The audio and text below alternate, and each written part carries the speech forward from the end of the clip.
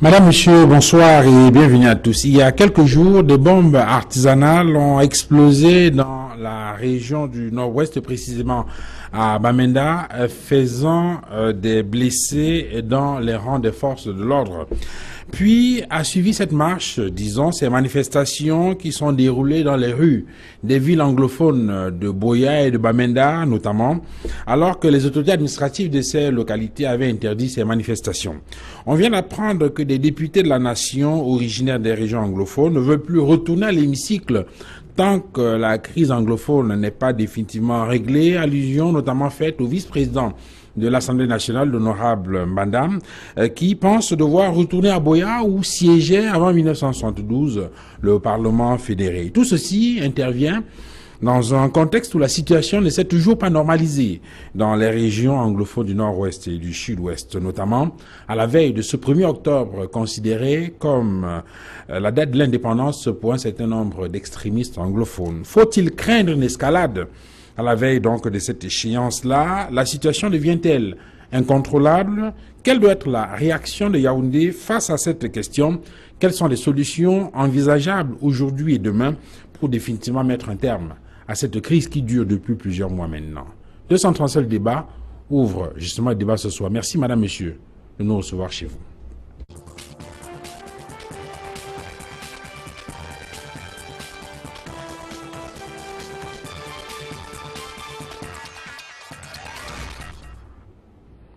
Sur le plateau de 237 débats ce soir, pour décrypter donc ce sujet, nous recevons l'honorable Fopoussi. Bonsoir. Bonsoir, Duval. Et merci d'être venu sur ce plateau. Merci également à Equinox TV pour l'invitation. Voilà, vous êtes militant du Social Democratic Front et pendant plusieurs années, vous avez été député de la nation, donc pour le compte de cette formation politique. Merci donc d'avoir accepté de venir discuter avec nous dans le cadre de cette émission de 237 débats. J'introduis également Martial Zanga. Bonsoir. Bonsoir Duval. Merci d'être venu. Merci de m'avoir fait l'honneur de l'invitation. Voilà, vous êtes analyste politique et vous êtes enseignant, bien évidemment, à la faculté des sciences politiques et juridiques de l'université de Douala. Merci d'être venu, maître Simon Serge Kaka. Bonsoir. Bonsoir Duval Fangwa, bonsoir à tous les copanélistes et surtout bonsoir aux nombreux téléspectateurs d'Equinox Télévision. Je vous remercie déjà de m'avoir convié à cet échange qui certainement va éclairer les Camerounais ce soir et je pense pouvoir être à la hauteur. Je vais me battre pour cela. Voilà. Merci maître d'être venu. Nous attendons donc sur ce plateau dans quelques secondes un autre homme politique qui va nous rejoindre. Il est militant du Rassemblement démocratique du peuple camerounais, le parti au pouvoir au Cameroun. Messieurs, je vous propose de vous planter le décor, de regarder ces quelques images qui reviennent sur la situation qu'on a vécue, notamment dans les villes du Sud-Ouest et du Nord-Ouest. C'était vendredi dernier.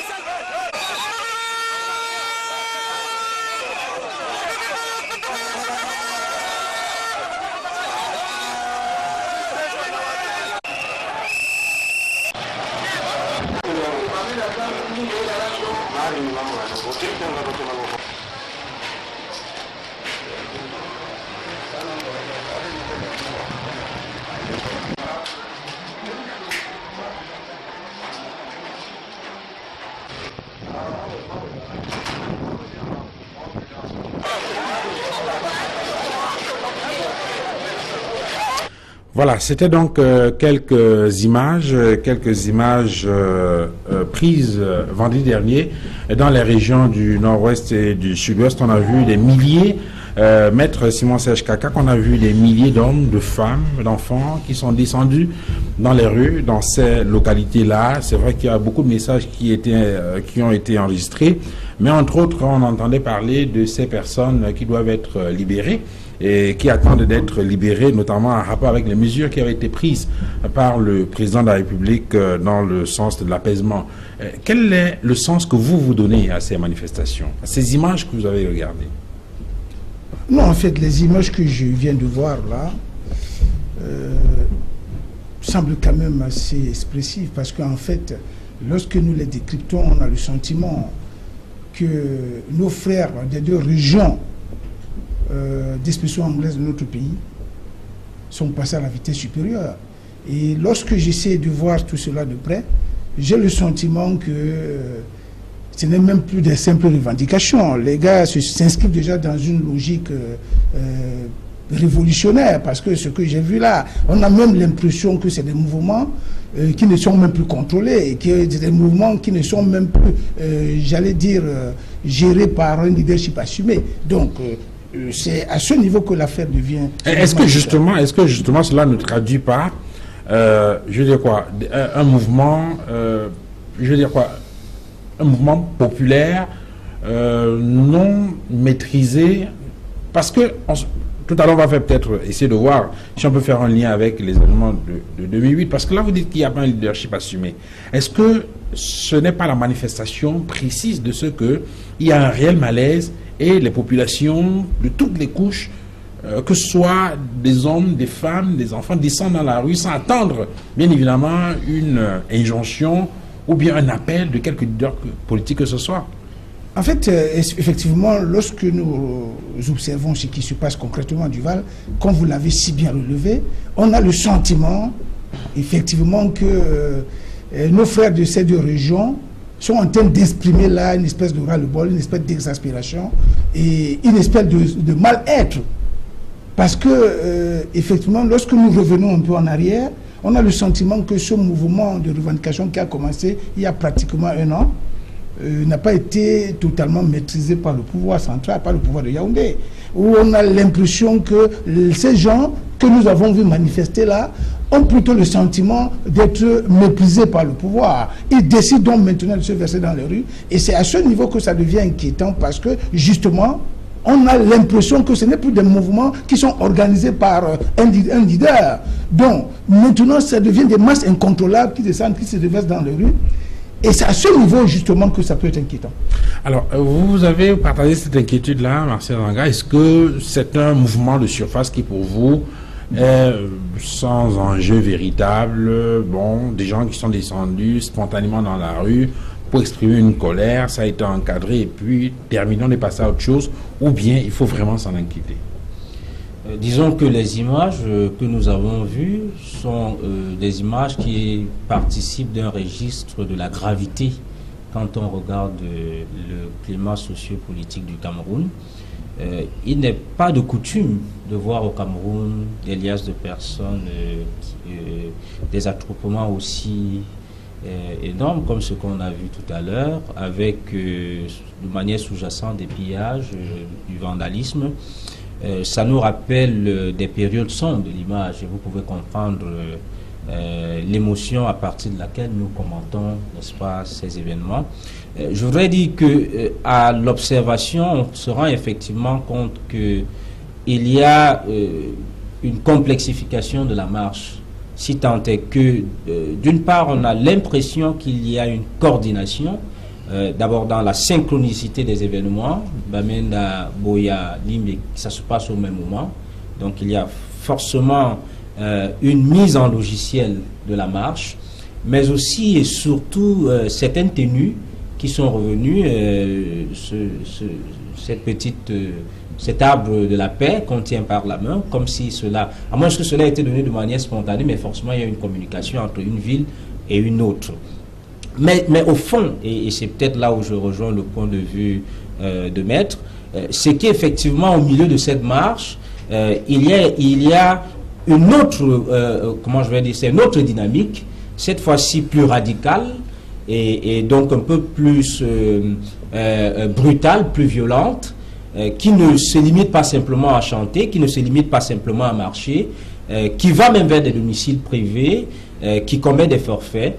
Et c'est là où l'inquiétude peut naître. C'est là où, parce que de mon point de vue, la marche en elle-même, la manifestation en elle-même est une forme d'expression démocratique dans un état de droit. Sauf que dans le cas d'espèce, eh bien, il y avait des mesures qui avaient été prises par les pouvoirs publics, justement, en rapport avec ces manifestations qui étaient interdites. Alors, on se souvient qu'il y a eu un texte du préfet de la Maison et puis un gouverneur, mais malgré cela, les gens sont quand même descendus dans la rue. Est-ce que ce n'est pas une forme de défiance de l'autorité de l'État? Pas nécessairement une forme de défiance de l'autorité de l'État. La défiance ne peut advenir que lorsque la marche tourne à des scènes de violence, lorsque ceux qui organisent la marche ne peuvent pas contrôler, n'est-ce pas, la manifestation. Je voudrais vous dire que dans l'histoire des manifestations populaires, si vous prenez par exemple, si on va très récemment en France, vous savez que la marche contre la manifestation contre la loi de travail avait été interdite, mais que plus tard, elle a bel et bien lieu. Si vous faites même une histoire, vous allez vous rendre compte que plusieurs fois des marches ont été interdites et que ça a eu lieu. Donc, de mon point de vue, cet aspect-là n'est pas suffisant pour parler de défiance à l'autorité. Ce qui peut être inquiétant, et je reviens là-dessus pour sortir, c'est effectivement, et de mon point de vue, ça traduit même toute la coloration de cette crise que vivent les régions frères, que sont le nord-ouest et le sud-ouest du Cameroun. C'est-à-dire qu'il y a comme une dualité, un double mouvement qui s'unit, qui se superpose. Et donc, forcément, les acteurs, et peut-être je reviendrai là-dessus dans le fond, les acteurs, les enjeux, les propos, les revendications, les perspectives, les options ne coïncident pas nécessairement, mais dont la démarche stratégique en termes de faire pression sur le gouvernement central semble être unanimement acceptée. Je peux d'ailleurs vous dire que si on essaie d'imaginer les résolutions de cette liste qu'on va en débattre, on va effectivement voir que dans les rangs même de ceux qui semblent marcher ensemble aujourd'hui, il y a effectivement deux camps qui ne s'entendent pas sur un certain nombre de points. Alors, honorable Fopussi, sur cette question-là, quel est le sens que vous donnez de façon précise à ces mouvements qu'on a enregistrés ces derniers jours dans ces régions? Tu vois, quand nous analysons ce qui se passe dans nos deux régions anglophones, il faut éviter le phénomène de la caverne de Platon. Parce que, vous savez, l'histoire de la caverne de Platon, c'est quelqu'un qui a tellement vécu dans l'obscurité que lorsqu'il voit la lumière, mon Dieu, ça devient plutôt... Non, c'est pour ça que j'invite les uns et les autres à jeter un regard positif sur ce qui se passe chez nos frères anglophones. En réalité, surtout pour ce qui s'est passé vendredi, les cas de violence ont été rares. Il y a eu quelques cas de provocation comme à Boya où un maire est allé chercher son fusil pour chasser les gens. Et ça a tellement énervé les jeunes qui se sont mis à tout casser chez lui. Donc, il y a même pas eu, il y a eu très peu de barricades, très peu de pneus brûlés. Je voudrais dire que pour moi, vraiment, c'est un vent de fraîcheur dans une atmosphère de morosité, d'inertie et de totalitarisme politique tel que les gens ont cru que la normalité n'existait plus chez nous. Parce qu'en réalité, comme l'a dit le professeur là, le droit à la marche, le droit à la grève, c'est des droits citoyens, c'est dans notre constitution. Et même pour les manifestations, la loi dit que vous déposez, vous déposez une déclaration et l'administration donne un récépissé. C'est exceptionnellement si jamais il y a un problème et ensuite, donc en réalité, les marches, les manifestations publiques sont libres chez nous. Ça devrait être une situation normale. Mais maintenant, c'est tellement rare que nous prenons cela pour de la révolution. Moi, peut-être qu'il y a un peu de révolte. Il y a eu de révolte, c'est sûr, parce que quand il y a trop de frustration accumulée, et vraiment, si vous écoutez attentivement ce que disent nos frères anglophones, laissons de côté les surenchères et les dérives. Le problème anglophone, il est lequel? C'est un problème de marginalisation, c'est un problème de non-respect des engagements consensuellement pris et même constitutionnellement pris. Donc, les problèmes sont réellement posés, et des problèmes comme ça, les gens peuvent avoir le droit de marcher pour qu'on les écoute. Donc, sauf que dans le moi, cas d'espèce, on a l'impression que c'est spontané, non pensé. C'est pour ça que j'ai dit qu'il s'agit là peut-être d'une révolte populaire. Et si on revient sur la foi de contrôle du professeur, il y a une théorie sociologique, celle de l'américain John Rawls, la théorie du seuil inacceptable de l'injustice.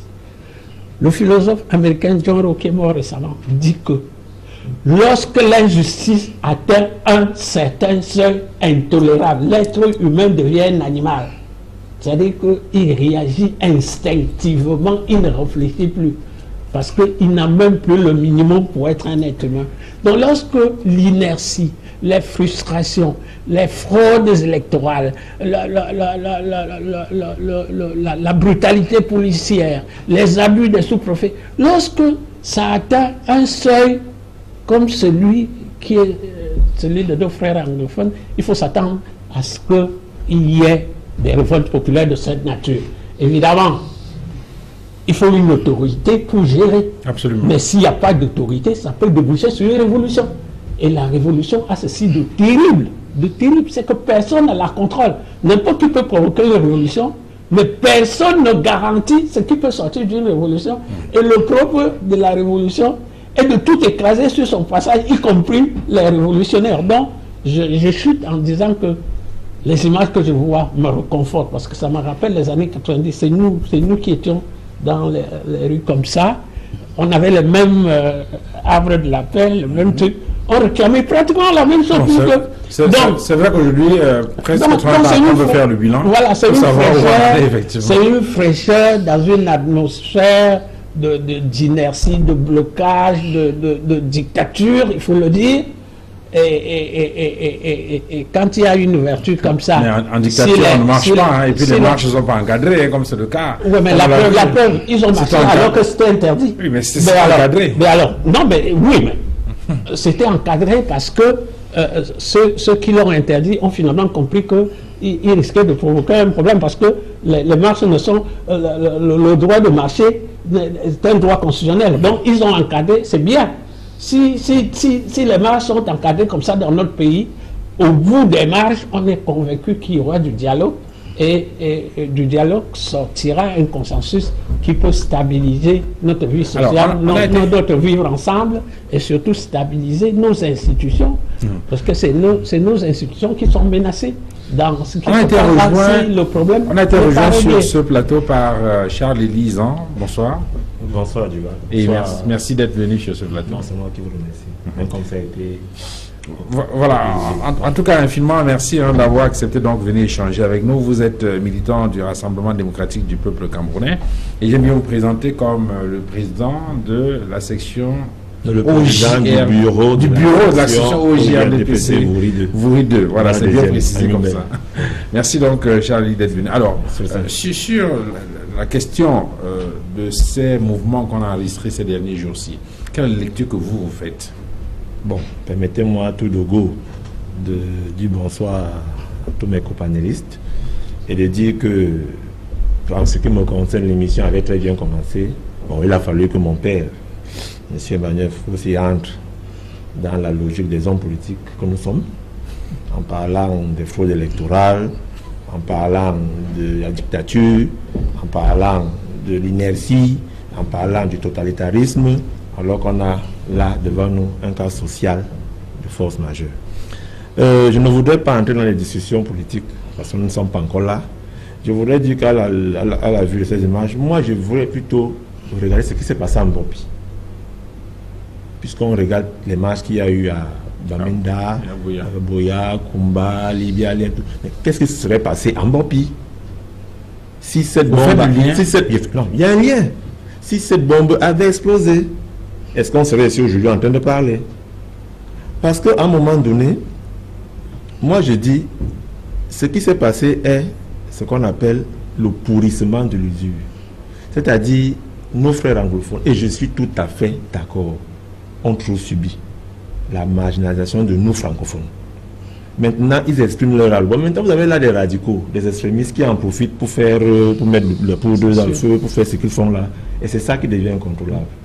Mais n'oubliez pas aussi que l'État, à travers le président de la République, a tendu la main, a appelé au dialogue. Il ne faut pas qu'on essaie de soigner la conséquence et on oublie d'exclure le pu du mal.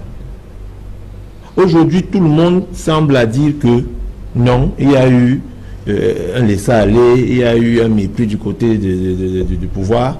Or, le pouvoir a concédé à toutes les revendications corporatives. Est-ce que c'est dans le même sillage qu'il faut situer le comportement ou l'attitude des pouvoirs publics, des autorités qui ont laissé justement faire? Parce qu'on indiquait tout à l'heure, à l'entendre cette émission, qu'il y avait des décisions ou des mesures qui avaient été prises dans le sens d'interdiction des manifestations. Mais malgré cela, eh bien, les gens sont descendus dans la rue, ils ont marché, et il n'y a pas eu de problème. Justement, je suis d'abord content que les hommes politiques aient tous condamné ce qui s'est passé vendredi. Ça, pour une fois, je suis content d'avoir une opposition quand même dans ce pays. Maintenant, ce que je sais aussi, c'est que, ayant vu... Pas tous, parce que les messages... Il y a eu des véhicules brûlés, on n'a pas tout il y a eu des domiciles saccagés, il y a eu des barricades en route, mais les forces de maintien de l'ordre ont plutôt encadré les manifestations. Il y a eu toute une gendarmerie qui a été brûlée, il y a eu des véhicules de gendarmerie qui ont été brûlés, il y a un commandant de gendarmerie qui a été brutalisé, il est aujourd'hui à l'hôpital, mais ils n'ont pas fait usage des armes à feu. Donc, disons aussi que nos forces de maintien de l'ordre ont mûri avec, comme là je rejoins mon père parce que ça fait extraordinaire dans notre quotidien de voir ce genre de manifestation. C'est extraordinaire chez nous au Cameroun. Or, vous allez en France, dans notre pays, c'est le quotidien. C'est normal. Oui, mais bon, apprécions aussi ce qui s'est passé en face. Les forces de maintien de l'ordre qui encadrent le mouvement. Tout ça. Donc là, je peux dire que peut-être pour moi, ces manifestations vont donner maintenant le là d'une solution pour qu'il y ait un dialogue avec nos frères des autres côtés. Parce que c'est ça qu'il s'agit. Et il ne faut pas aussi dire qu'il n'y a pas que les régions du sud-ouest et du nord-ouest. Même à Bertois, ça ne va pas. Même à Yaoundé, ça ne va pas. Même à Sénégal, ça ne va pas. Ça ne va pas partout. Donc peut-être si nos frères anglophones lancent le mouvement et que ça arrange tout le pays, c'est tant mieux. Mais j'ai dit, je condamne fermement. Et je condamne fermement. Et c'est là où les hommes politiques devront jouer certains actes qui ont été posés. Et je dis, faisons attention à ce que nous disons. Parce que si Bopi avait réussi, on n'en serait pas ici aujourd'hui. Alors, Maître Simon Serge Kaka, comment est-ce qu'il faut comprendre ça? Est-ce que le fait pour les pouvoirs publics, les autorités, d'avoir laissé faire, est-ce que cela rentre dans le sillage de l'apaisement? Est-ce qu'il s'agit d'un discernement qui a été bien mené? Ou bien on est en face d'une situation qui devient incontrôlable? En fait, je serais tenté de vous dire, Duval, pour répondre à votre question, que personnellement, le fait que le pouvoir ait laissé cette marche finalement, une marche qui a été préalablement interdite, veut simplement dire que, vous savez, moi je suis de l'opposition, c'est vrai, mais il y a des moments où j'ai fait des analyses objectives qui me permettent de dire vraiment les choses telles qu'elles se présentent. La vérité, c'est que les stratèges du RDPC, les stratèges du pouvoir ont compris qu'en continuant dans la logique de la répression, cela ne peut qu'aggraver la situation. Donc, moi je me dis qu'en laissant cette marche, c'était parce que le pouvoir a fini par constater que la répression qui a été son option depuis le début de cette affaire il y a ne marchait plus. Et que là, effectivement, parce que lorsque vous caricaturez, lorsque vous regardez ce qui se passe, ce qui s'est passé depuis un an, vous avez constaté que la situation a évolué de manière graduelle. Dans un premier temps, on commence par des revendications corporatistes. Après, on débouche sur des revendications politiques. Maintenant, lorsque vous regardez ce qui se passe, Vous constatez que nous ne sommes plus là dans la logique des revendications corporatistes, mais nous sommes dans une dynamique révolutionnaire, comme je l'ai dit tout à l'heure, où l'affaire se popularisée. S'il faut maintenant continuer à réprimer en massacrant les gars, objectivement, ça va plutôt mettre, comme qui dit, la poudre au feu. Donc, je pense que le gouvernement a fait une très bonne lecture. Et je vais revenir sur un point qui a été évoqué par mon ami du RDPC. C'est qu'en fait, ce qu'il a semblé nous dire, parce qu'il n'était pas d'accord avec les développements de l'Union Fopossi, qui a pensé que nous sommes dans une... en fait, que les gars peuvent, comment dire, exprimer leur ras-le-bol dans un contexte de dictature. Peut-être nous ne sommes pas en dictature. Mais la vérité, mais la vérité, c'est que les méthodes qui ont toujours été développées, les méthodes qui ont toujours été développées par le pouvoir semblaient aller dans le sens, j'allais dire, d'étouffer les populations. Semblait. Effectivement, dans une situation comme celle-là, où les populations ont le sentiment d'avoir vécu pendant longtemps dans l'obscurité, ou bien dans l'étouffement, le jour qu'ils commencent à percevoir quelques lueurs, quelques lumières qui arrivent à leur niveau, les gars, ils sortent de leur jour. C'est ça qu'il est question. Et c'est pour ça que je dis que la situation qui arrive aujourd'hui, il ne faut pas se leurrer. Pour nous, nous pensons que c'est la résultante d'une situation mal gérée. Le pouvoir n'a pas su comprendre dès le départ qu'il y avait un problème réel, un problème anglophone réel qui se posait. Et le pouvoir a fait comme d'habitude, parce que c'est là où nous déplorons souvent cette posture. Parce que chaque fois dans ce pays qu'il y a un vrai problème qui se pose, le gouvernement de la République adopte tous des stratagèmes pour contourner le vrai problème, aller chercher quelques problèmes périphériques auxquels on essaie d'apporter des solutions, et on pense tout de suite qu'on est sorti de l'auberge. Je pense que c'est de cette façon qu'ils ont pensé gérer ce dossier. Maintenant, tout le monde se rend compte que non. On a plutôt pourri la situation. Nous sommes partis des revendications corporatistes pour des revendications politiques. Aujourd'hui, nous sommes pratiquement dans une dynamique de révolte populaire. Et donc, on est donc dans une situation où l'État est obligé, les pouvoirs publics sont obligés de laisser faire un certain nombre de choses pour éviter effectivement que la situation s'embrase. Oui, tout à fait. Mais en même temps, est-ce que on ne peut pas avoir le risque, on peut pas avoir le sentiment que l'État perd la main? Non, l'État ne perd pas la main. Non. Écoutez, je suis de ceux qui pensent que la situation est certes compliquée. Oui. La situation c'est considérablement compliquée, mais elle n'est pas encore totalement compromise. Il faut que cela soit dit ici en passant. La situation n'est pas encore irrémédiable. Le gouvernement de la République a encore toutes les cartes en main. Okay. Maintenant, il lui appartient simplement de savoir jouer la bonne carte pour ramener l'apaisement. C'est pour ça que je suis convaincu que la logique de la répression ne peut plus payer. Il faut maintenant trouver le meilleur stratagème qui aille dans le sens de l'apaisement. Et cet apaisement ne peut passer que par un dialogue franc, un dialogue direct, un dialogue inclusif, où toutes les parties vont se retrouver certainement autour d'une table pour essayer de définir les conditions. C'est par là que je chute, tu vois. Il faut, ça c'est très important. C'est très très important. Nous avons l'obligation de le dire. Parce que là maintenant, quand la situation arrive à ce niveau, ce n'est plus simplement l'affaire du gouvernement seul. Même les acteurs de la société civile que nous sommes, nous avons l'obligation d'apporter notre contribution pour que la situation redevienne normale. C'est pour ça que nous pensons que la seule carte que le gouvernement doit jouer à l'heure actuelle, c'est la carte de l'apaisement. Et nous réitérons que cet apaisement ne peut passer que par une dynamique de dialogue qui va amener toutes les parties autour d'une table. Au sortir de là, il y aura un consensus qui va certainement nous permettre on revient là-dessus tout à l'heure. Les conditions de notre... Marcel Langage, sur cette question, la question de l'apaisement, jusqu'où ne doit-on pas aller dans l'apaisement ou bien dans les mesures d'apaisement? Je pose la question parce qu'effectivement, on a vu qu'il y a des mesures qui ont été prises par le président de la République. On se souvient que récemment, il y a une décision qui a été prise, ça a permis la libération d'un certain nombre de leaders. D'ailleurs, demain, il y a également d'autres, il y a une autre audience qui concerne ces leaders-là et on attend de savoir exactement ce qu'il en est. Jusqu'où ne doit-on pas aller dans cette affaire d'apaisement? Alors, je vais peut-être remonter pas très loin dans l'histoire pour dire effectivement que si vous observez la question anglophone, l'évolution constitutionnelle de la partie aujourd'hui qualifiée de partie anglophone, peut-être d'ailleurs à tort, vous allez vous rendre compte qu'en réalité, dans les perspectives politiques, deux thèses se sont toujours opposées. La thèse de l'autonomie et la thèse du séparatisme. Et effectivement, celle du séparatisme qui a pour figure de proue aujourd'hui le Southern Cameroon National Council a toujours existé.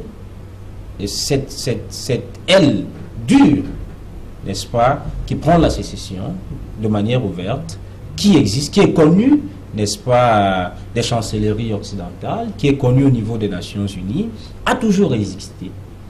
Il y a de l'autre côté ce qui est légitime, c'est-à-dire les revendications de nos frères anglophones qui estiment que dans le pacte social conclu avec eux, il y a bon nombre de clauses qui ne sont pas à jour et qui revendiquent une renégociation de ce pacte social de manière tout à fait légitime. Il y a enfin qu'à l'issue de ces revendications qui ont pris la forme d'une démarche corporatiste, il y a eu, et c'est ce que je vous indiquais, n'est-ce pas, une sorte de juxtaposition des deux causes. Et c'est là où j'en viens pour répondre à votre question, qui fait en sorte que deux démarches à la limite contradictoires font chemin ensemble pour avoir des gains sur des causes qui sont apparemment communes, mais dont le fond est différencié. Et donc, pour revenir exactement à votre question, jusqu'où parlait le gouvernement, il faut faire la différence, il faut faire le distinguo entre les causes légitimes, entre les revendications populaires légitimes, dont personne ne peut contester, à moins de faire dans le déni de réalité. Il faut donner droit à ces revendications, il faut leur donner une suite favorable. Tout en essayant. Tout en comprenant que dans ces démarches consensuelles, dans ces démarches de négociation, de discussion, de dialogue, il faut savoir que la perspective radicale, si vous voulez, l'aile radicale, qui d'ailleurs instrumentalise, et je crois que quand on parle des bombes, quand on parle des attentats, quand on voit ce qui circule comme projet sur les réseaux sociaux, il ne me semble pas, connaissant la philosophie politique de certains leaders anglophones qui se sont fait connaître, il ne me semble pas qu'ils peuvent défendre de telles positions aussi radicales. Et donc je pense que le traitement gouvernemental doit être un traitement qui fait le distinguo, n'est-ce pas, entre cette population qui marche, qui demande à se faire entendre, et ceux-là qui profitent de cette marche, n'est-ce pas, pour faire avancer des causes séparatistes, vous voyez un peu, pour faire avancer des causes indépendantistes, sans, et peut-être qu'il faut vous rassurer, je ne suis pas en train de demander une répression pour la répression, non. Ce que je suis en train de dire, c'est qu'il faut faire la part des choses, il ne faut pas mélanger, c'est d'ailleurs ce qui a peut-être expliqué les arrestations massives qui sont déroulées parce que tout le monde est pris pour terroriste. Non, tout le monde n'est pas terroriste. On peut effectivement revendiquer dans un pays de liberté sans pour autant être terroriste, mais il y en a qui ont pris cette option, qui s'y affirment, qui devant la face du monde ne se cachent pas, qui disent effectivement que nous allons par cette voie, et quels que soient les moyens dont nous aurons besoin pour y parvenir, nous y recourrons. Donc il me semble que c'est ça. Maintenant, la philosophie de l'État central, vous savez, c'est la politique des institutions républicaines dans un État central est pratiquement la même, surtout dans un État central qui a un passif de concentration des pouvoirs comme le nôtre. C'est toujours cette politique de la répression qui est tant décriée, et je voudrais joindre ma voix... Bien qu'on soit théoriquement dans une situation de décentralisation. Je voudrais joindre ma voix à celle des autres panélistes pour saluer effectivement aussi cette mutation de la démarche de nos forces de police qui n'ont pas cédé à la provocation, qui sont restés professionnels, et peut-être qu'il faille les encourager parce qu'on ne connaît pas l'issue des événements, à rester dans cette perspective, tout en continuant de dire, pour ce qui est du gouvernement de la République, je pense d'ailleurs que l'option de l'apaisement est l'option ultime, indépassable. Il faut continuer d'apaiser, ne pas prendre des mesures drastiques qui vont exacerber, parce que derrière des revendications séparatistes, derrière des revendications corporatistes, il y a le malaise d'un peuple qui peut finalement créer le choc, et on pourra se retrouver non plus face à une révolte, même pas encore une émeute, mais peut-être, comme vous l'avez suggéré, une révolution. Alors, Rolf, aussi sur cette question-là, quand je posais la question de savoir jusqu'où on ne doit pas aller, c'est qu'on a vu au lendemain, par exemple, de la mesure du président de la République qui permettait la libération d'un certain nombre de leaders, on a entendu d'autres sons de cloche. Vous avez certainement entendu parler de cette sortie des patriarches Betty. Et est-ce que on n'est pas, dans cette logique d'apaisement, on risque pas de glisser vers l'ouverture de la boîte de Pandore? Duval, je crois que nous sommes Comment on va arriver à faire ce distinguo? Nous sommes tous d'accord qu'on a affaire là à des revendications populaires massives. Et il faut faire attention, c'est comme dans un incendie. Il faut d'abord éteindre l'incendie, ensuite chercher les causes. Il ne faut pas commencer par les causes. Si on continue dans la même stratégie qui consiste à lâcher du lest par-ci, des doses homopathiques, de régler des petits problèmes, on s'enfonce encore dans la stratégie de la surenchère. Je crois que la réponse doit être graduelle. La première, c'est que on attend l'autorité de la tête de l'État dans ce pays. Il faut maintenant que le pouvoir, qu'on prouve qu'il est là.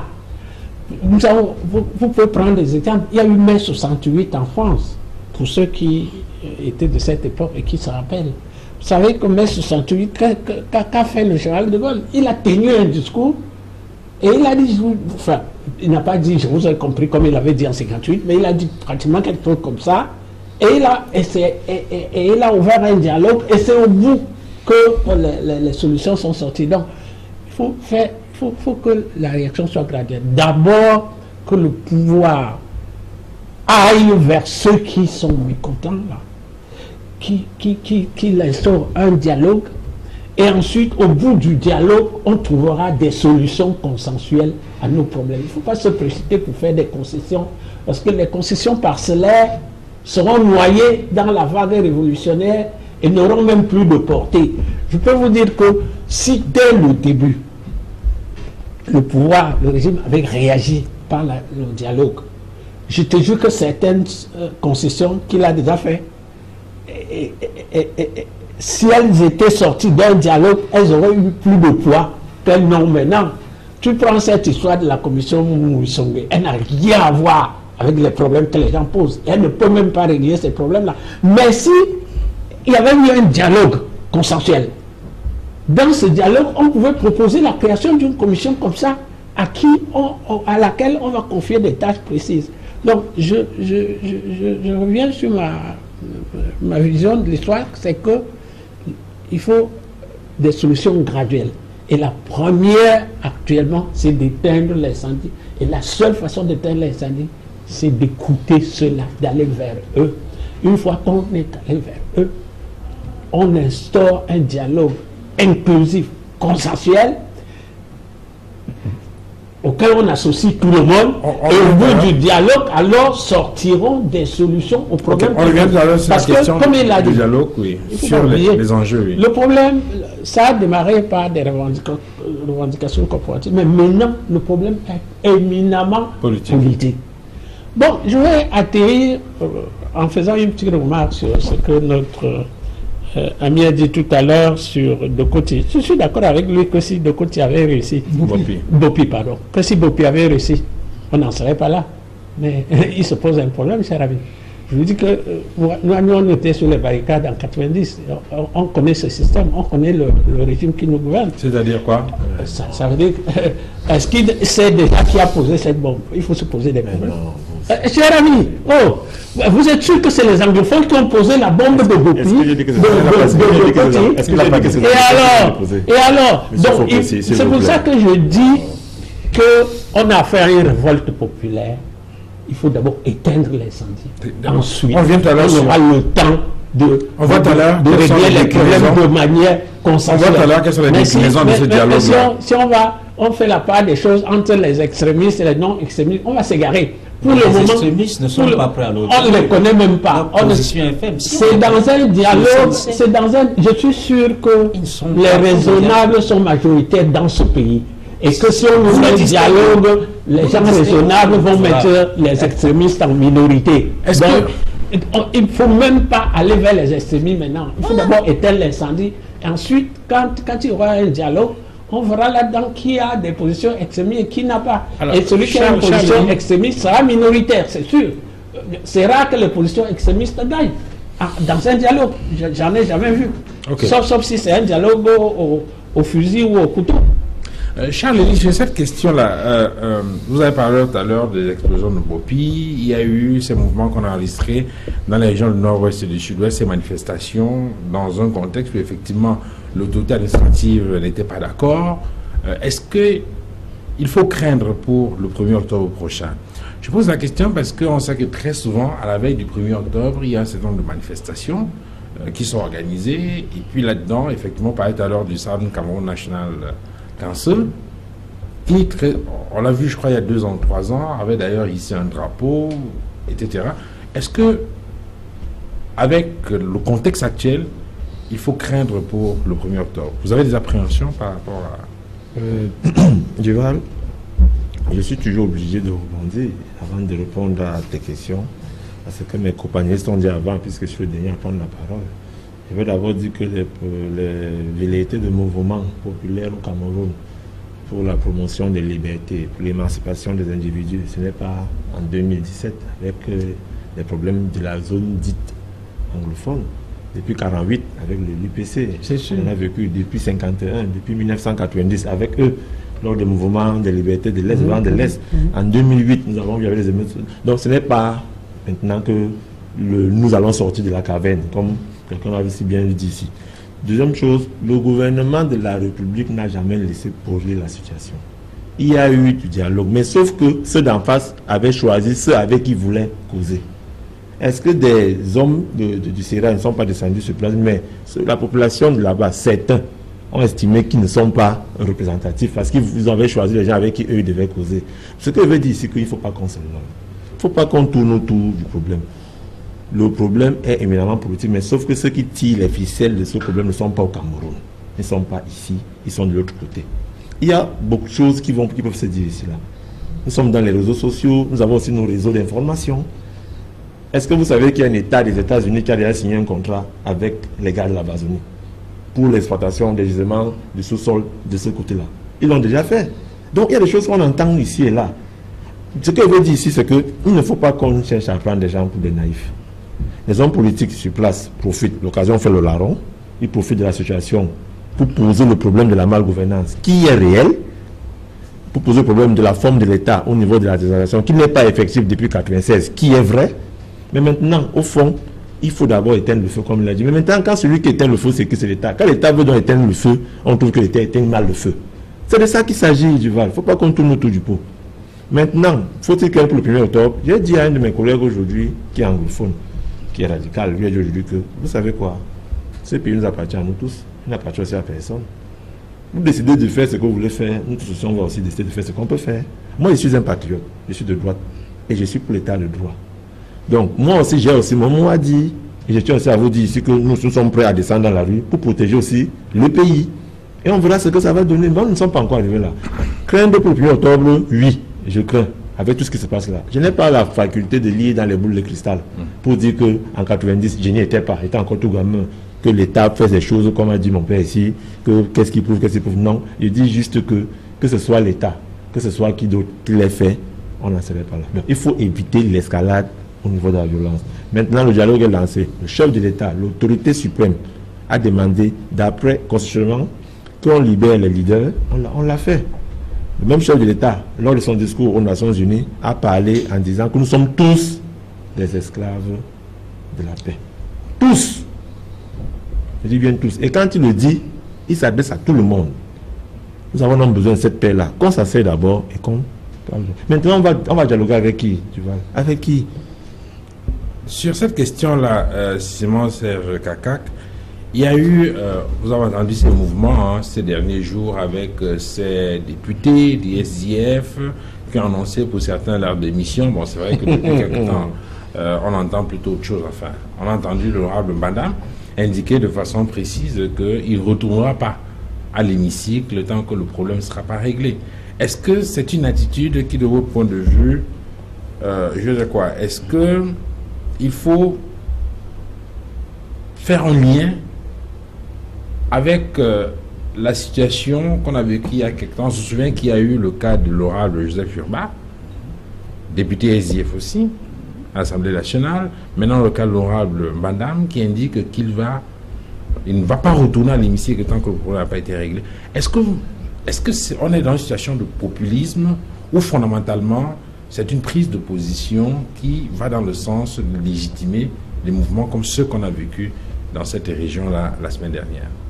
En fait, ce que j'ai pu vous dire déjà pour répondre à votre question, c'est que lorsque nous observons de manière approfondie ce qui se passe, on a le sentiment que tous nos frères d'expression anglaise, moi je préfère cette expression, vivent pratiquement la même situation. Que ce soit, j'allais dire, les masses populaires que nous avons vues la dernière fois, que ce soit ceux qui sont plus éclairés, que ce soit ceux qui ont une part de responsabilité dans la conduite des affaires de ce pays, comme les députés, tous se reconnaissent dans leurs revendications.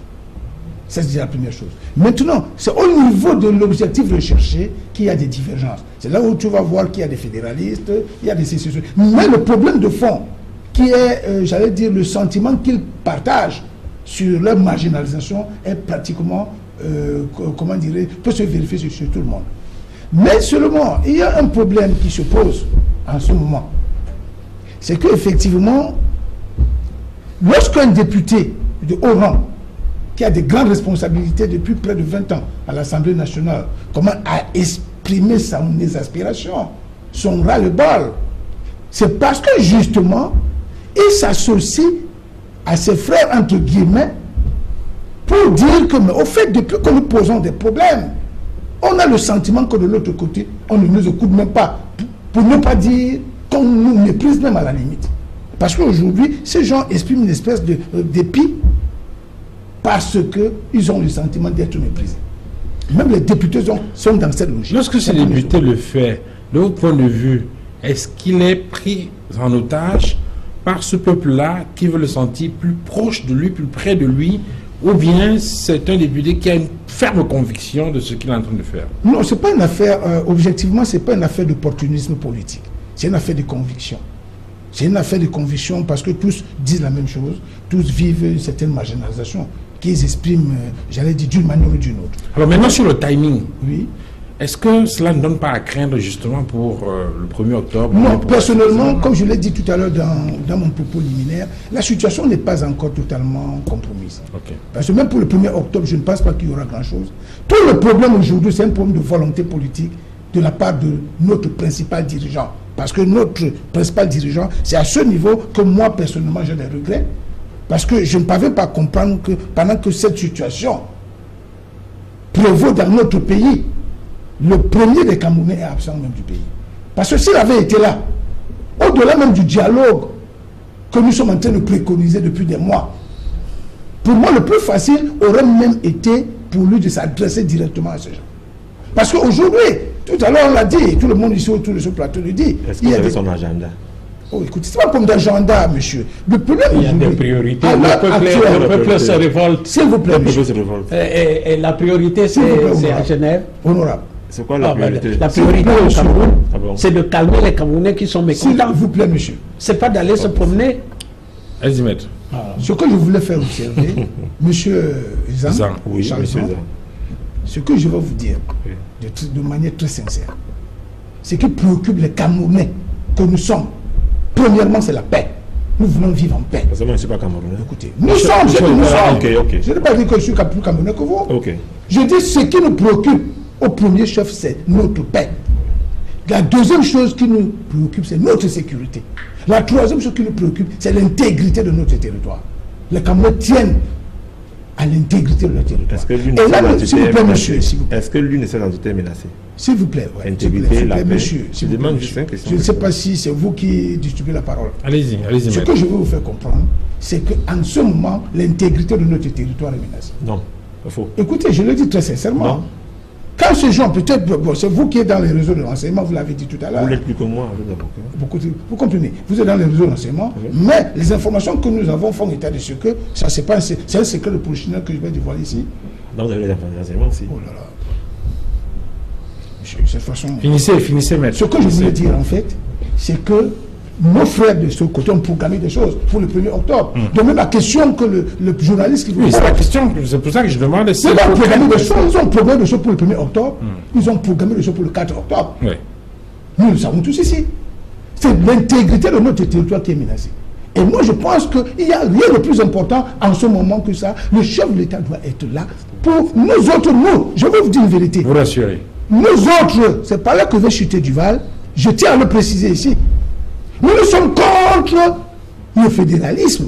Nous sommes contre la sécession parce que nous estimons que l'intégrité de notre territoire ne doit pas être impactée. Première chose. Et deuxième chose, nous disons que le chef de l'État doit tenir un discours de proximité qui va certainement apaiser, qui va certainement rassurer ces gens. Et vous verrez que tout ce qu'ils ont programmé pour le 1er octobre, pour le 4 octobre, rien ne va se réaliser. C'est par là que je chute. Le fédéralisme ne porte pas atteinte à l'intégrité territoriale. Non, pas du tout. Non. Ok. Non, je voulais dire nous ne pouvons pas partager son point de vue. C'est le fédéralisme qui va régler le problème qui est... Non, je ne suis pas d'accord. C'est le fédéralisme qui va régler le problème. C'est le vivre ensemble, mon ami. C'est la décentralisation. Ce n'est pas le fédérisme. Oh, mon ami. Écoutez, honorable. Je vais la parole à Martial. Dans une vision francophone, le fédéralisme est la forme la plus affinée de la décentralisation. Parce qu'au-delà du fédéralisme, tu as la confédération et ce n'est plus la même nation. Donc, il ne faut pas jouer sur le mot. Non. On veut du fédéralisme, appelle-le décentralisation si tu veux. Le Canada parle de province. Les États-Unis parlent d'État. Au Nigeria, on parle d'État. Ailleurs, on parle de région. C'est le contenu qui nous intéresse. On veut un fédéralisme au Cameroun. On veut que le pouvoir revienne à la base et que chacun se sente intéressé dans la gestion de son pays, dans la gestion des ressources de son pays. Ça va calmer nos frères anglophones. Voilà. Les francophones les ont mis à l'écart du gâteau national alors qu'ils contribuent à ce gâteau parfois plus que certains francophones. Ce n'est pas normal. Duval. Je suis obligé de réagir. C'est pas normal. En quelques secondes, avant qu'on va parler. Donne-moi une minute. En fait, ce que je voulais faire observer, c'est que je constate que l'honorable Fopossi est en train de nous exposer ici la position de son parti sur la question. Parce que ce matin encore, je lisais une interview du Tiermani John Fundi dans le journal Mutation, où il a dit clairement que son parti, le SDF, a un programme politique.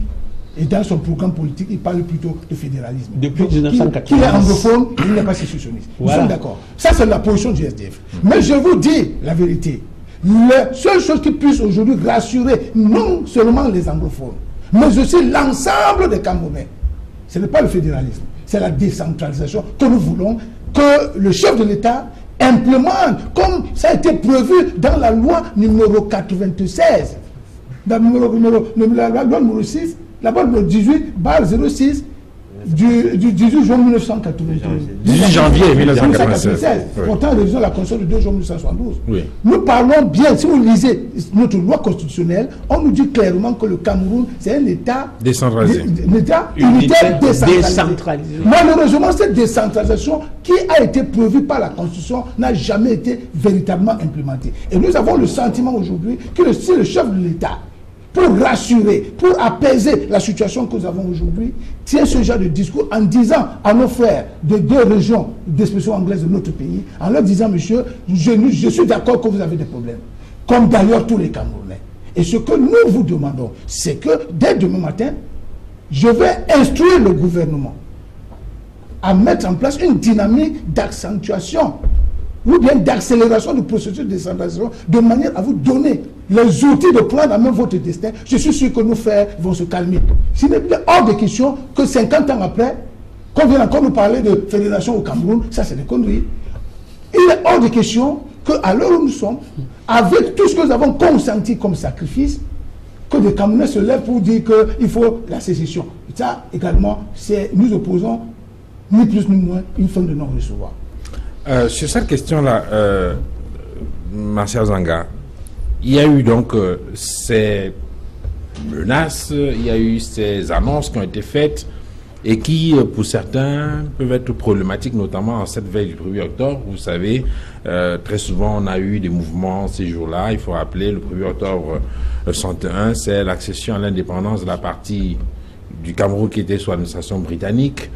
Et avec, bien évidemment, cette réunification, où la partie anglophone a rejoint la République du Cameroun. Et il y a eu, c'est donc le point de départ de la République fédérale du Cameroun.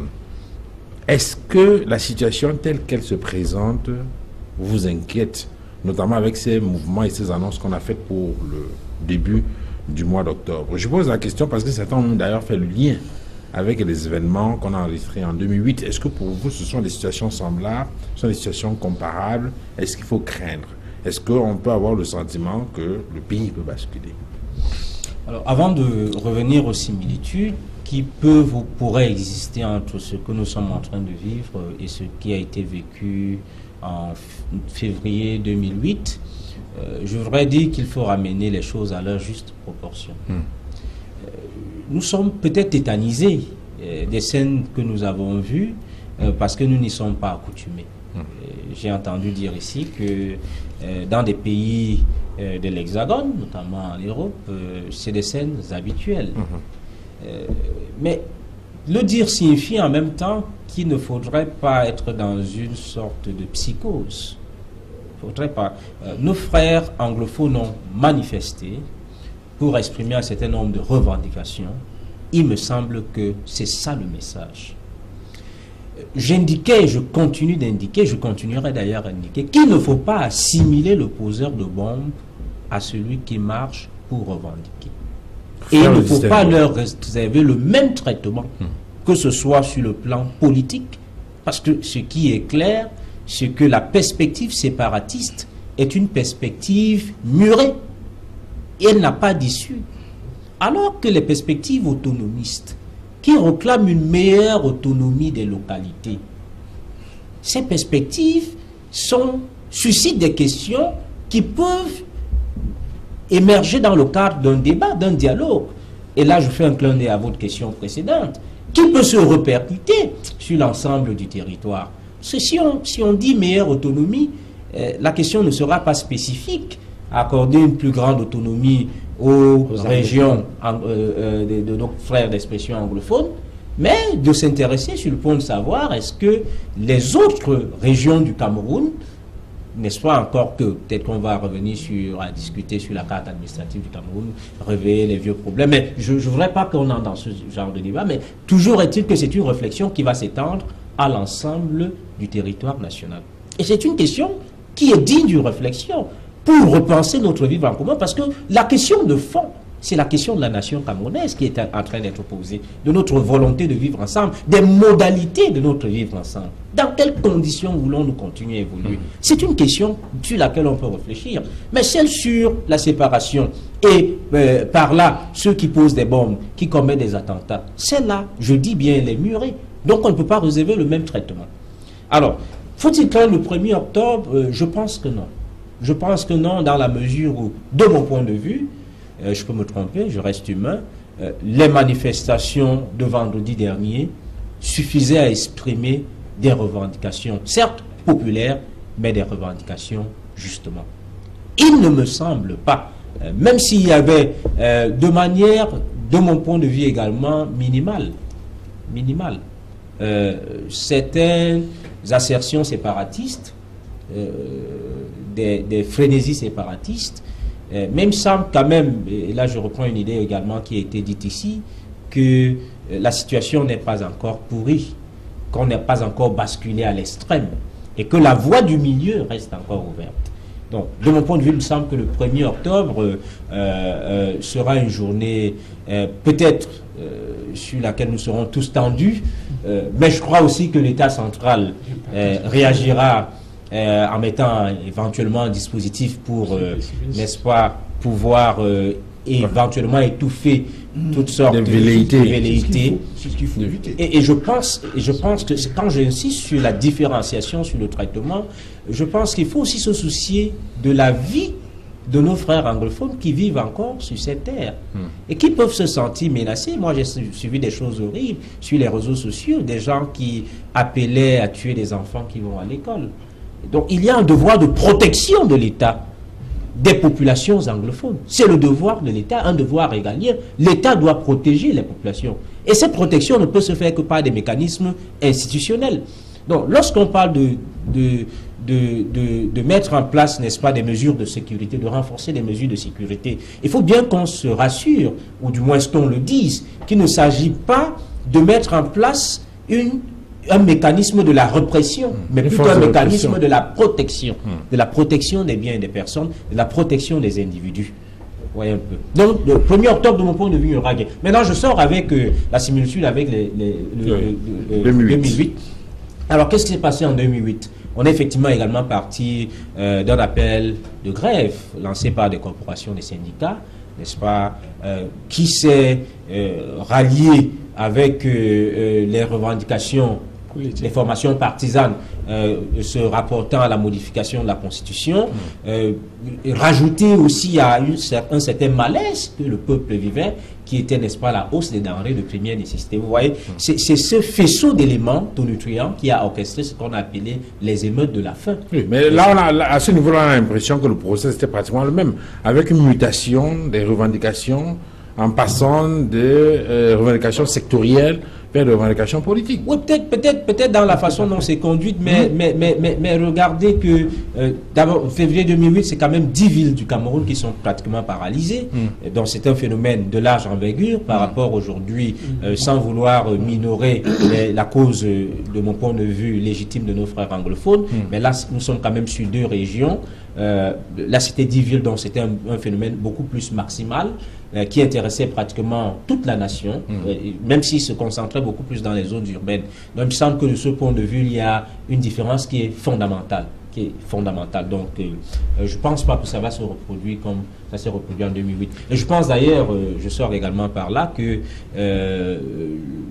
le gouvernement central, notamment celui qui assure le pouvoir exécutif, celui qui a reçu mandat de gouverner le Cameroun, je pense que c'est dans des occasions comme celle-ci, n'est-ce pas, qu'il est temps de prendre la parole. Vous avez vu en février 2008, il a pris la parole alors que sur le plan constitutionnel, la Constitution ne prévoit que 2 moments de prise de parole. Mais là, il est allé au-delà du cadre constitutionnel parce qu'il estimait qu'il y avait une crise majeure dans la nation et qu'il fallait qu'il s'adresse aux Camerounais. Donc je pense que le même mécanisme peut-être pas avec les mêmes termes, peut-être pas avec la même modalité, peut être mis en place ici, mais, et je le souhaite de tous mes voeux d'ailleurs, dans le cadre d'un apaisement. Parce que nous sommes au bord d'une échéance électorale.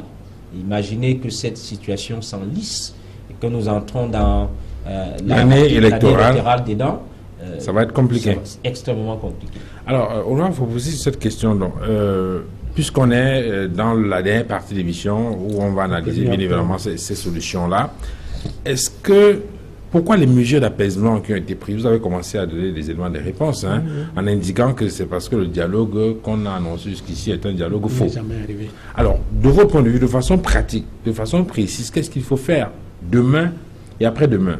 Je vais dire, disons aujourd'hui et demain. Je pose la question parce que, comme on l'indiquait, on a la veille du 1er octobre qui risque d'être un peu agité au regard du contexte de l'ambiance actuelle. C'est vrai que vous n'avez pas à vous mettre d'accord là-dessus, mais est-ce qu'il y a des mesures particulières qu'il faudrait initier ou des attitudes précises que le pouvoir central devrait initier dans le sens d'éviter l'escalade? Duval, j'ai dit tout à l'heure que l'approche doit être graduelle, en discernant les problèmes en fonction de leur profondeur. Et avant même d'y aller, je vais déjà dire un mot sur ce fameux 1er octobre qui arrive. Je vais vous dire tout de suite que vous vous posez la question de savoir si on a peur du 1er octobre. Rapidement, je vous dis oui, non. Oui, si le pouvoir continue à jouer le pourrissement, à laisser les choses aller seules, à donner l'impression aux autres qui sont des aventuriers, qui sont des terroristes et qu'on ne répond pas aux terroristes. Dans ce cas, j'ai peur parce que ça va les encourager dans la surenchère et les extrémismes, et ça va donner le pas aux extrémistes pour manipuler le mouvement comme ils veulent. Donc, j'ajoute que, je peux dire aussi que ça ne me ferait pas peur si l'autorité de l'État réapparaît, si le chef de l'État réapparaît, s'il s'approprie le destin de la nation et répond à ses enfants qui sont mécontents. S'il réagit de cette manière-là avant le 1er octobre, je n'aurais pas peur du 1er octobre. Mais s'il ne fait rien, ça va réconforter les extrémistes qu'ils ont raison et qu'il faut qu'ils continuent à monter les enchères. Bon, maintenant pour revenir à ce qu'il faut faire pour en sortir, nous on a déjà dit une bonne partie, c'est le dialogue. Lorsqu'il y a mécontentement populaire sur le plan politique, la seule réponse, c'est de dialoguer avec celui qui est mécontent. Alors, quelqu'un disait tout à l'heure sur le plateau qu'il faut dialoguer, oui. Mais pour dialoguer, il faut être libre. Oui. Donc, par conséquent, il faut d'abord libérer ce qu'on a arrêté. Quel est le tri qu'on a fait? Si on faisait le tri entre les poseurs de bombes et les autres, je comprendrais. Mais on arrête des gens qui protestent, qui manifestent, qui tiennent des discours. On libère certains, on laisse d'autres. Je n'arrive pas à comprendre. Donc, il faut d'abord libérer tous ceux qui ont été arrêtés dans le cadre de cette histoire. Et arrêter de continuer à arrêter, parce que jusqu'à hier, on a encore arrêté des jeunes à Bouya. Il ne faut pas continuer à arrêter, parce que en choisissant cette voie, involontairement, on encourage l'escalade.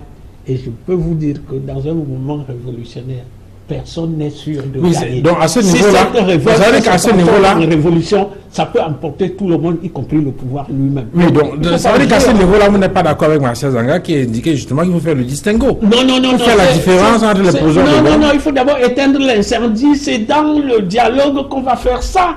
Le distinguo on peut faire le distinguo que lorsque on est raisonnable et on ne discute pas sous pression. Mais si maintenant on continue à être juge et parti, à juger les bons et les méchants et à appeler au dialogue. Il y a l'autorité de l'État honorable. Il y a l'autorité de l'État. C'est pour ça. Si des personnes ont commis des actes et qu'il y a des faits avérés, vous ne pouvez pas, pour des perspectives politiques laisser en liberté parce qu'ils vont continuer à commettre. Non, prof, l'autorité de l'État, l'autorité de l'État ne s'exprime pas toujours par la force. C'est pour ça que je ne parle pas de la force autoritaire. Je ne parle pas de la force. L'autorité de l'État, il faut d'abord que l'État réponde à ceux qui sont mécontents.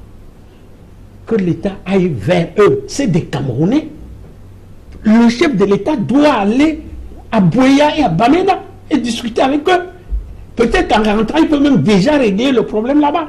Mais si l'autorité de l'État s'exprime simplement par le bâton, on arrivera aux extrémismes. On donne la porte aux extrémismes. Mais il faut le dialogue. C'est pour ça que je dis la première sortie, c'est la détente, c'est-à-dire en libérant tout le monde. C'est ensuite le dialogue, en discutant, un dialogue inclusif, franc et sincère.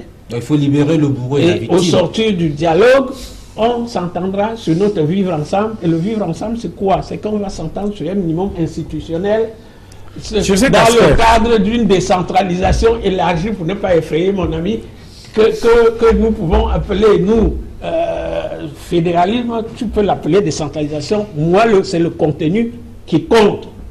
Et si on avait, je te donne raison, si on avait commencé au moins par appliquer le peu de décentralisation qu'on a dans la Constitution de 96, on avancerait simplement. On ne serait pas encore au début à la recherche des premières solutions. On serait en train d'améliorer, on aurait déjà expérimenté pendant 20 ans, et on serait en mesure d'améliorer. Et un sous-préfet ne se mettra pas en tête que plus personne ne va tenir de conférence de presse dans sa circonscription, alors qu'aucune loi ne lui donne ce pouvoir-là. C'est vrai qu'il y a des lois piégées, comme cette loi sur le terrorisme, qu'on peut utiliser comme on veut et mettre tout le monde dans la sauce, sachant très bien qu'on n'a pas affaire au terrorisme, mais je vous dis, il faut que le pouvoir se manifeste, que le pouvoir libère les gens, dialogue, et au sortir du dialogue, on trouvera une solution consensuelle, on trouvera la forme Charlie. de l'État qui nous Oui, je vois. convient le mieux. Voilà. Alors, Charlie, sur cette question de dialogue-là, effectivement, on a l'impression qu'il y a quelques soucis, parce que il y a des personnes qui ont été interpellées. Le président de la République a pris des mesures pour que certains de ses leaders soient libérés. Aujourd'hui, si on parle de ce dialogue-là, comment ça va se faire? Ça va être sous quelle forme, de votre point de vue? Est-ce qu'il n'y a pas un problème au niveau de l'interlocuteur, des interlocuteurs en face? Est-ce qu'il faut continuer avec ceux avec lesquels on avait entamé ce dialogue-là et qui par la suite se sont retrouvés en prison? Comment va se dégager, comment va-t-on faire le casting du leadership qui va discuter avec le pouvoir dans le sens justement de cette paix? Est-ce que ce problème ne se pose pas, de votre point de vue? Oui, Duval, permettez-moi d'abord de dire, je suis toujours obligé de rebondir avant de répondre au fond à ta question. Dire à Maître et à mon père que les parlementaires du deuxième n'ont pas le choix de faire le jeu qu'ils font là. Certains, vous savez, quand les bandits font un truc ensemble, ils sont contents, mais c'est quand il faut partager le butin, quand on entend les coups de feu, on sait qu'il y a quelque chose qui se passe là-bas. Les parlementaires, certains, ont des problèmes avec les sécessionnistes, parce qu'ils ont des pactes qu'ils ont signés, ils se sont entraînés entre eux. Aujourd'hui, les choses sont en train de sortir. Mais ils ont un choix à faire. Est-ce que vous êtes avec nous dans notre mouvement que nous avons, ou alors vous continuez dans votre logique du SDF là-bas? C'est ça le problème. Il y en a qui hésitent, ils veulent démissionner, ils ne veulent pas, ils veulent... Ça, c'est leur jeu à eux. Ben, ils sont très forts pour donner des leçons.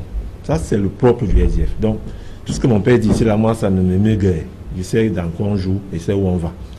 Maintenant, pour arriver à ta question, Duval, oui, je suis d'accord qu'il faut un dialogue. Mais qui va dialoguer avec qui?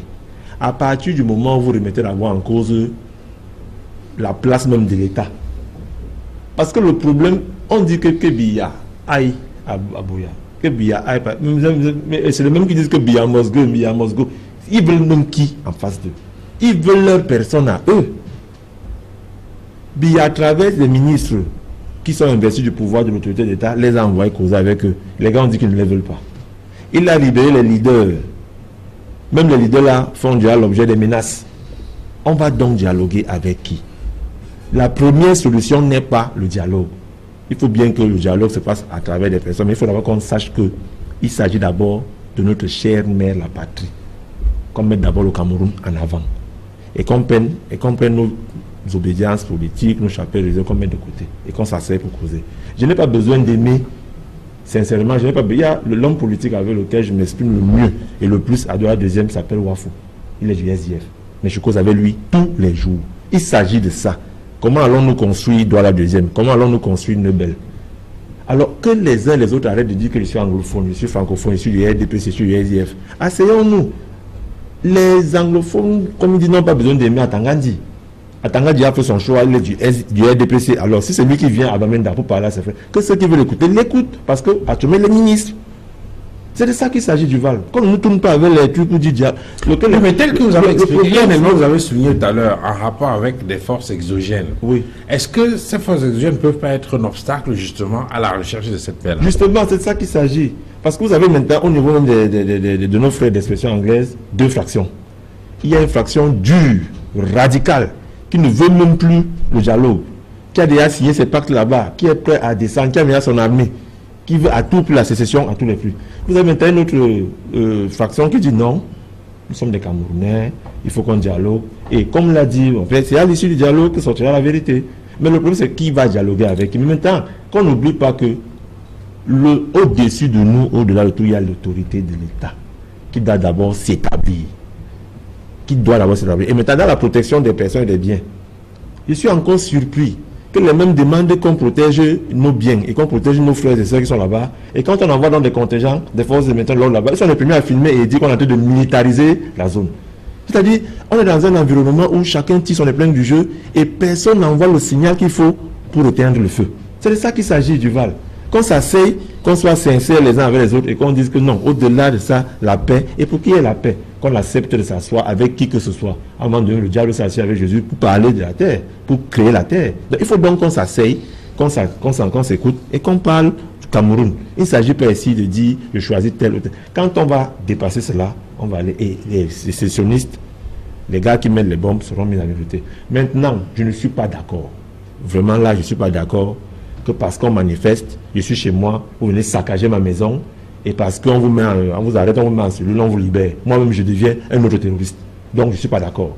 Qu'on fasse ce qu'on veut, mais ceux qui ont pillé, ceux qui ont cassé, ceux qui ont violé, que ce soit des forces de maintien de l'ordre, que ce soit des manifestants, doivent répondre de leurs actes au devant de la loi. C'est clair. Il y a un état de droit dans ce pays et la justice doit prévaloir pour tout le monde. Tu précises bien que ce soit des forces. Je dis que ce soit des deux côtés. Parce qu'il y a des... Mais pas d'un seul côté. Mais c'est vous qui pouvez toujours dire que le diable c'est l'État. C'est toujours vous qui croyez que c'est l'État. Les militaires qui ont violé les filles et les manifestants qui ont violé aussi les francophones, on les a aussi arrêtés. Non mais allons vers l'apaisement. Il y a des choses qu'on ne doit plus dire ici là. Allons vers l'apaisement. Ça c'est la preuve que même chez nous les franco, il y a des extrémistes. Comme vous. Les extrémistes, c'est pas simplement chez les Anglo. Oui, que c'est chez nous, il y a les extrémistes. Je disais c'est très important ce que je dis. Je disais aujourd'hui à des collègues, dans l'ordre d'une discussion au bureau aujourd'hui, que même dans mon propre camp, le RDPC, il y en a que ça arrange. Voilà. Je vous le dis, il y en a que ça arrange. Quand c'est pourri, chacun veut sortir de là pour faire son jeu. Et aussi en face, donc, théorie de la cellule. Voilà. Soyons donc conseillers, vous dites, mettons le Cameroun devant de nos aspirations. Mettons le Cameroun devant et vous verrez, ça va s'arranger. Pour bien avoir besoin d'aller à Bamenda. Que ceux de Bamenda aussi acceptent d'aller le rencontrer aussi. C'est de ça qu'il s'agit. Allez le rencontrer en Suisse. Il est où? Quand il a pris la parole en 2000, c'est vous qui l'avez donné l'agenda. Il a son agenda. C'est le président de la République. On est en train de sortir de l'émission. Le président de la République. Quelles sont les solutions qui doivent être envisagées aujourd'hui? On a parlé du dialogue. Mais il n'y a rien. Mais comment va se faire ce dialogue-là? Quelle est la forme que cela doit prendre? Avec quel casting? Duval, je vais vous dire quelque chose. J'ai suivi beaucoup de développements assez édifiants. Mais je pense que, avant de répondre spécifiquement à cette question, je vais essayer de réagir sur certains points. Parce qu'en réalité, lorsque j'ai suivi le docteur tout à l'heure, il a dit quelque chose qui m'a fait sursauter. Il a parlé de d'étouffer d'abord de l'État. Que le cas, le gouvernement essaie d'étouffer. Non. Il a prononcé ce mot. Non. Voilà. Non. Je dis, puisqu'il est là, il le redit. Je dis et je continue de redire qu'on doit distinguer ceux qui posent les bombes. Non, pas c'est nos débats. Non, mais vous avez dit quelque part, vous avez parlé qu'il faut que l'autorité de l'État. La seule affaire du premier ne se réalise pas. Non, mais ce qui est clair, c'est que c'est normal que l'État central mette en place un dispositif de sécurité. Ça, vous ne pouvez pas. Mais attends, vous pensez que quand on met un dispositif, quand on parle d'un dispositif de sécurité, c'est effectivement pour éviter l'escalade de la violence. C'est pour éviter que des mouvements populaires se transforment en des moments de vandalisme. On ne peut pas refuser le pouvoir central de mettre en place un dispositif. Sinon, l'État a disparu. Et moi, je ne voudrais pas dans une situation où l'État n'est plus. Non, je vous le conseille. Donc, il ne faut pas concéder politiquement.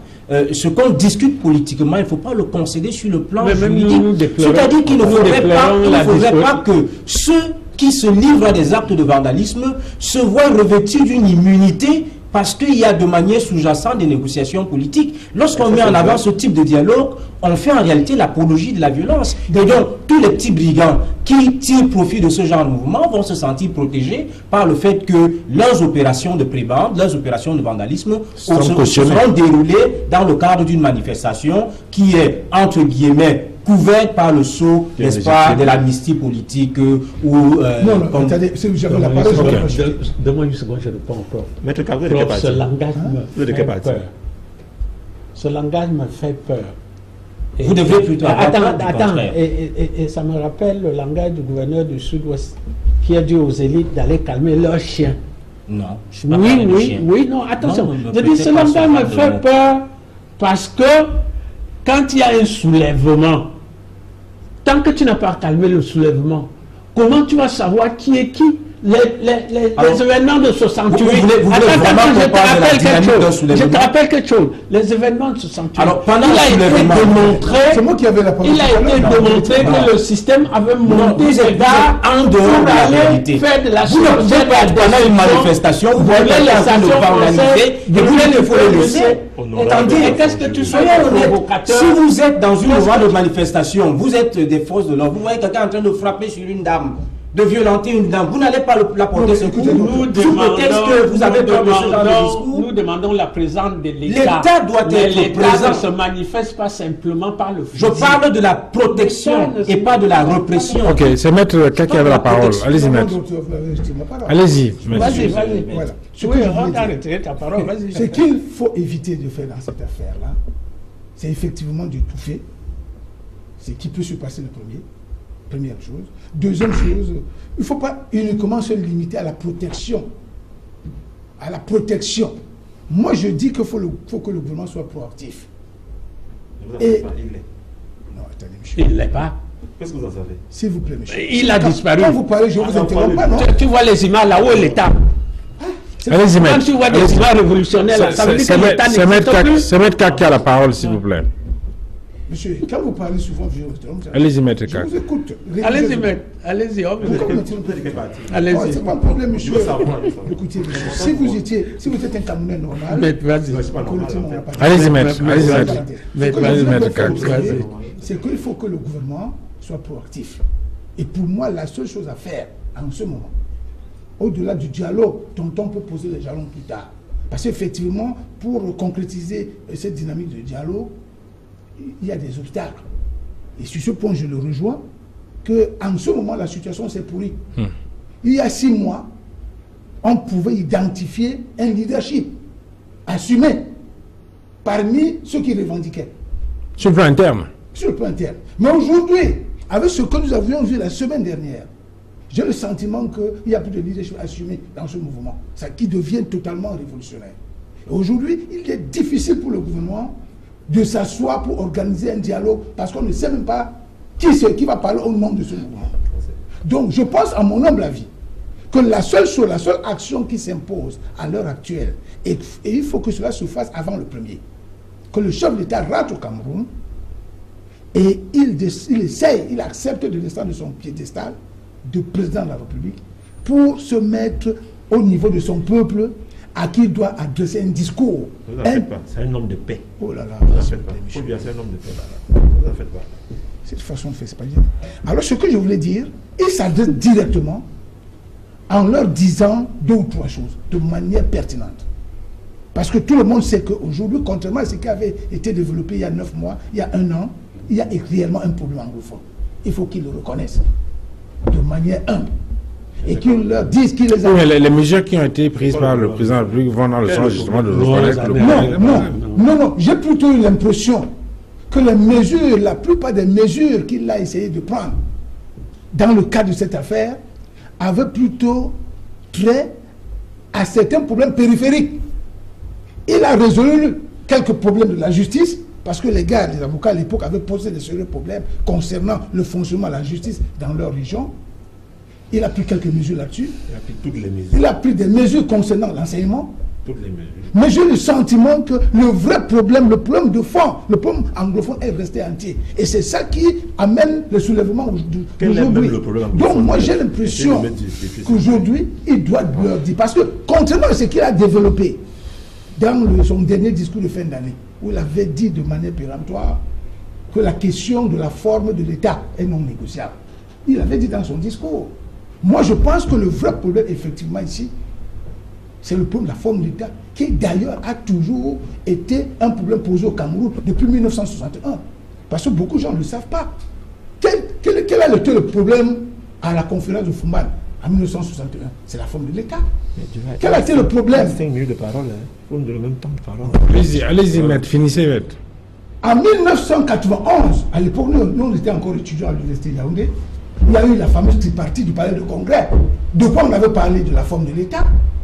Dans la Constitution, dans la loi numéro 96, base 06, du 18 janvier 1996, on avait parlé de quoi? De la forme de l'État.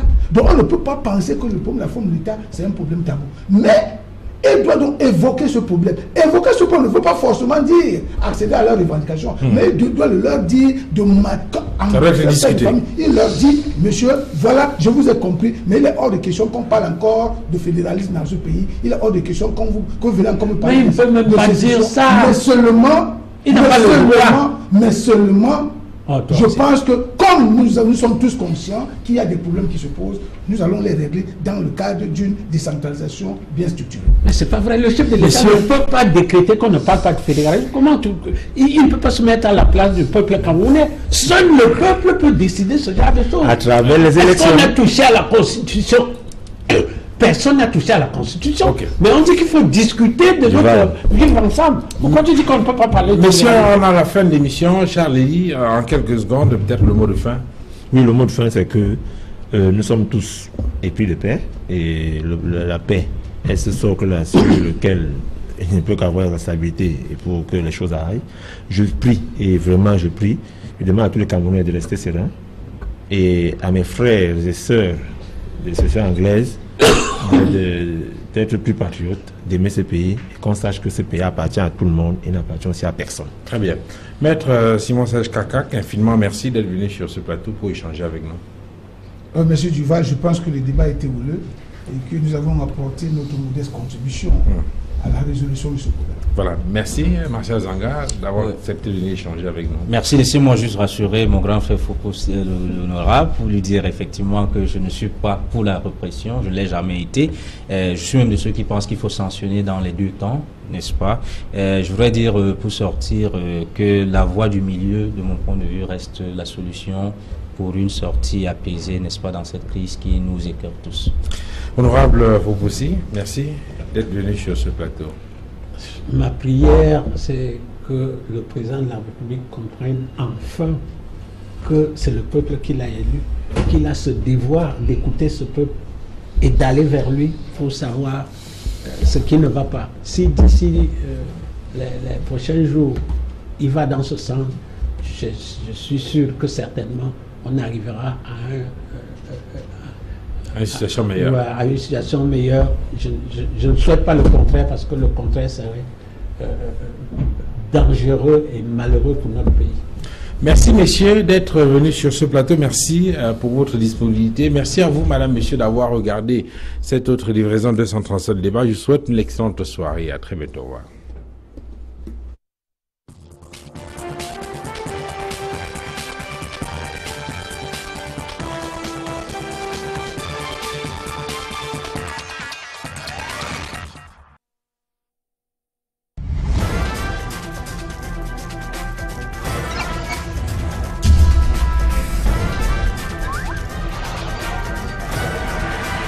Equinox Télévision, au-delà de l'image, nous rendons compte.